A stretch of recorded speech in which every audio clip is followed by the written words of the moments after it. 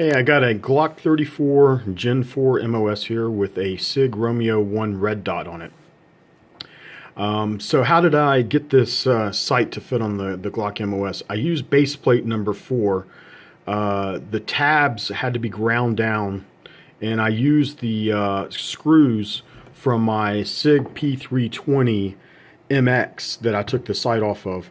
And I'm just doing this temporarily just to see if this sight will fit. And as you can see, it does. Another issue was it's still a little loose, the sight is.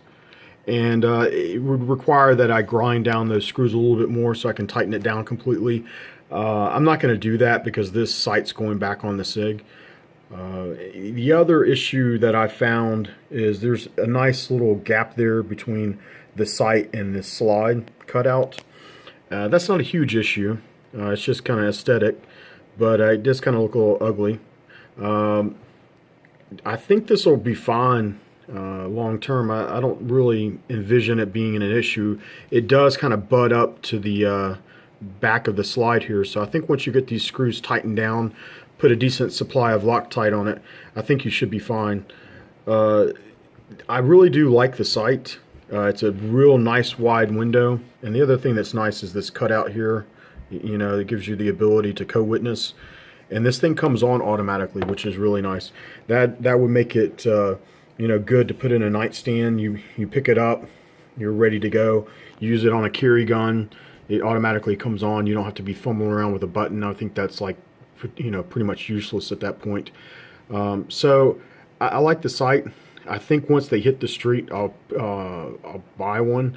I'm hearing that I'm seeing on some of the sites that the site won't be available until March. I'm thinking that it's probably more like, you know, September, October, or even Christmas. So we'll see what SIG can do on this. And it would be nice if Glock or even SIG made a plate that fit this thing a little better. Maybe to remove this ugly gap here. Maybe somebody in the aftermarket can do that. I wish I had the tooling. Maybe that would be a nice little thing to do. But, you know, I'd seen where SIG was selling the SIG Romeo 1 with the hardware for an extra $100. And I'll tell you right now, if it's going to be $100 for a base plate, you know, count me out. I'll just run with this one that I've ground down here and just rock with that, because unless there's just some, you know, earth-shattering reason to pay that amount, I think this will work fine. So anyways, look forward to when this site hits the market. Lots of great applications I think that this site could be used for.